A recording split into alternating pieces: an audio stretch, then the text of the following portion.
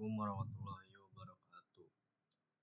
Perkenalkan, nama saya Syahrul Pasha Sudrajat dengan NIM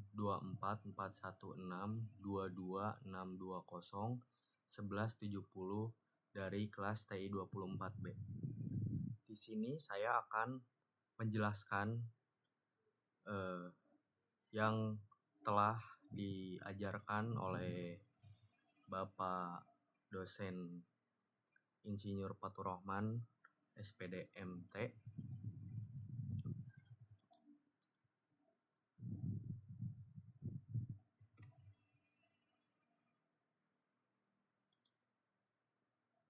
Yang pertama ada apa sih proses manufaktur itu?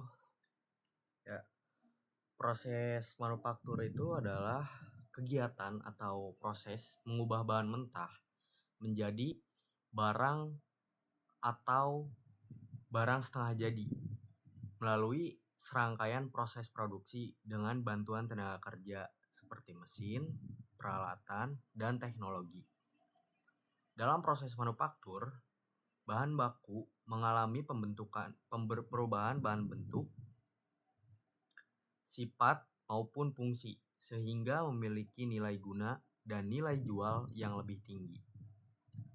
Kegiatan ini tidak hanya mencakup proses pengolahan bahan, tetapi juga meliputi perakitan, pengendalian kualitas, hingga pengemasan produk sebelum dipasarkan kepada konsumen. Selanjutnya ada sejarah proses manufaktur sendiri. Sejarah proses manufaktur dimulai sejak manusia membuat alat sederhana secara manual pada zaman prasejarah untuk memenuhi kebutuhan hidup.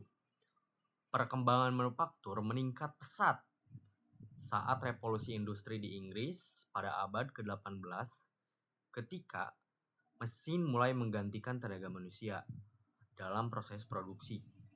Penemuan mesin uap oleh James Watt mendorong produksi menjadi lebih cepat dan efisien. Memasuki abad ke-20, sistem produksi massal diperkenalkan oleh Henry Ford melalui penggunaan assembly line pada industri otomotif. Hingga saat ini, proses manufaktur terus berkembang dengan penerapan teknologi modern seperti otomatisasi, robotika, dan industri 4.0 untuk meningkatkan kualitas dan efisiensi produksi. Selanjutnya ada proses-proses dalam manufaktur, yaitu ada casting and molding, yang kedua ada machining, yang ketiga ada forming and shaping, yang keempat ada joining. Saya akan menjelaskan yang pertama terlebih dahulu, yaitu casting dan molding. Casting dan molding adalah proses manufaktur yang menggunakan cetakan untuk membentuk produk. Casting dilakukan menuangkan material cair ke dalam cetakan, lalu didinginkan hingga mengeras. Sedangkan molding membentuk material seperti plastik atau karet menggunakan cetakan tertentu.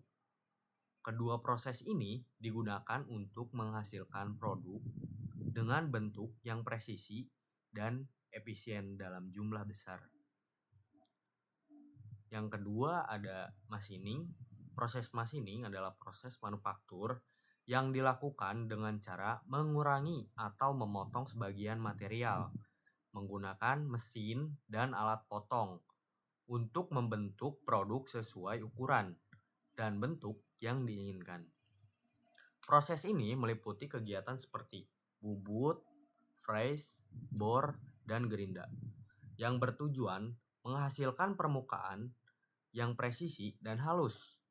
Machining banyak digunakan dalam industri untuk pembuatan komponen mesin, otomotif, dan peralatan industri karena memiliki tingkat ketelitian yang tinggi Yang ketiga ada forming and shaping.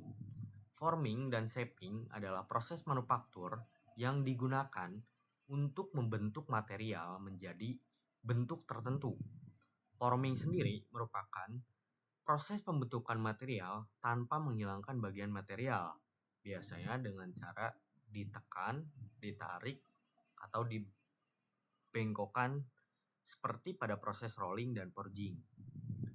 Sedangkan shaping adalah proses pembentukan material dengan mengubah bentuk permukaan benda kerja menggunakan alat atau mesin agar sesuai dengan bentuk yang diinginkan. Kedua proses ini banyak digunakan dalam industri atau menghasilkan komponen dengan bentuk dan ukuran tertentu secara efisien.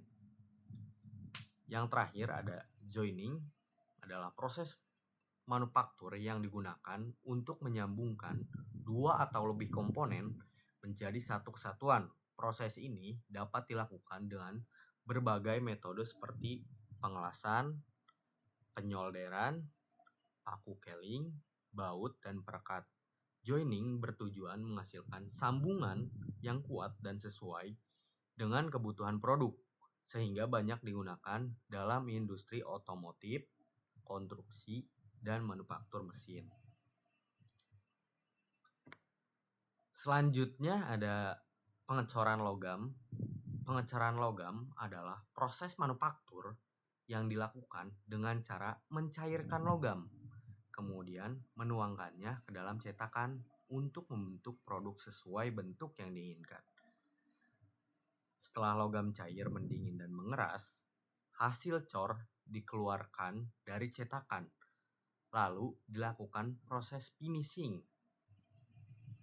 Bila diperlukan, proses ini banyak digunakan dalam industri karena menghasilkan komponen dengan bentuk kompleks, ukuran besar, dan jumlah produksi yang banyak, seperti komponen mesin, otomotif, dan peralatan industri. Tahapan proses pengecoran logam. Yang pertama ada pembuatan pola, biasanya membuat pola atau membentuk benda yang dicetak sebagai acuan cetakan. Yang kedua adalah pembuatan cetakan. Cetakan dibuat menggunakan pasir atau bahan lain sesuai dengan bentuk pola. Yang ketiga ada peleburan logam. Logam dipanaskan di dalam tungku hingga menjadi cair. Yang keempat ada penuangan logam cair. Biasanya logam cair dituangkan ke dalam rongga cetakan melalui saluran masuk. Yang kelima, pendinginan dan pembekuan. Logam didiamkan hingga dingin dan mengeras mengikuti bentuk cetakan. Yang keenam, pembongkaran cetakan. Produk hasil cor dikeluarkan dari cetakan. Yang ketujuh, finishing. Dilakukan pembersihan, pemotongan sisa cor, dan perapihan permukaan agar produk siap digunakan. Selanjutnya ada polimer atau plastik. Polimer atau plastik adalah material yang tersusun dari rantai panjang molekul kecil yang disebut monomer dan terbentuk melalui proses polimerisasi. Plastik memiliki sifat ringan, mudah dibentuk, tahan korosi, dan dapat diproduksi dalam berbagai bentuk, serta sehingga banyak digunakan dalam kehidupan sehari-hari maupun industri manufaktur. Berdasarkan sifatnya, plastik dibagi menjadi dua jenis, yaitu termoplastik yang dapat dilelehkan dan dibentuk kembali, serta termoset yang mengeras permanen setelah dipanaskan. Plastik digunakan dalam berbagai produk seperti botol kemasan, peralatan rumah tangga, komponen kendaraan, hingga perangkat elektronik karena memiliki biaya produksi yang relatif murah dan sifat material yang fleksibilitas. Dengar-dengar sih plastik lagi mahal ya sekarang. Jenis-jenis plastik. Jenis-jenis plastik yaitu ada polietilen atau dengan simbolnya itu PE, digunakan untuk kantung plastik, botol, dan kemasan ringan dan fleksibel. Yang kedua ada polipropilen atau PP. Biasanya polipropilen ini tahan panas dan sering digunakan pada wadah makanan, tutup botol, serta komponen otomotif.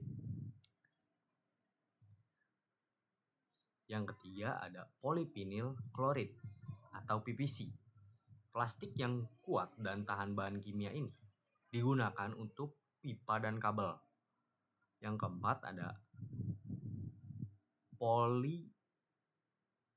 polyethylene terephthalate atau PET. Biasanya jenis plastik ini yaitu transparan dan ringan.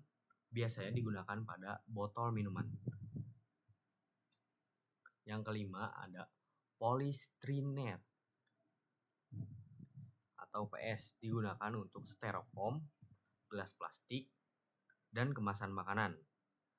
Yang keenam ada polikarbonat atau PC, memiliki ketahanan benturan tinggi dan transparan, digunakan pada helm dan kaca pelindung. Yang terakhir ada nilon, biasanya dengan simbolnya yaitu PA, tahan gesekan dan kuat, sering digunakan pada komponen mesin dan tekstil. Selanjutnya, proses pembentukan plastik. Yang pertama ada injection molding, yang kedua ada extrusion, yang ketiga ada blow molding. Injection molding adalah proses pembentukan plastik dengan cara melelehkan bahan plastik, kemudian menyuntikkannya ke dalam cetakan menggunakan tekanan tinggi. Setelah plastik cair mengisi seluruh rongga cetakan, material didinginkan hingga mengeras.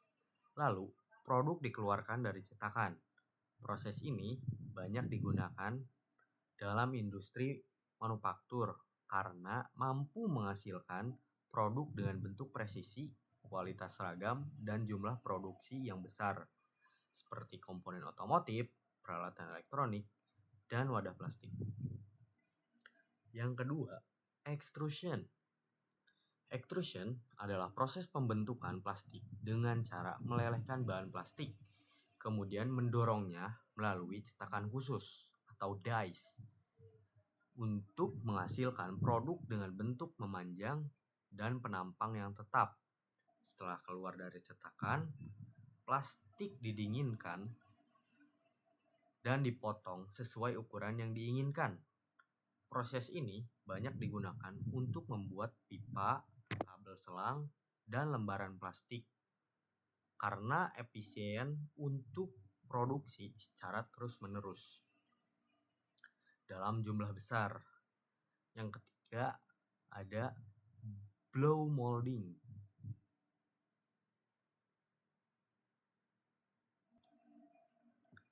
Yang ketiga ada blow molding.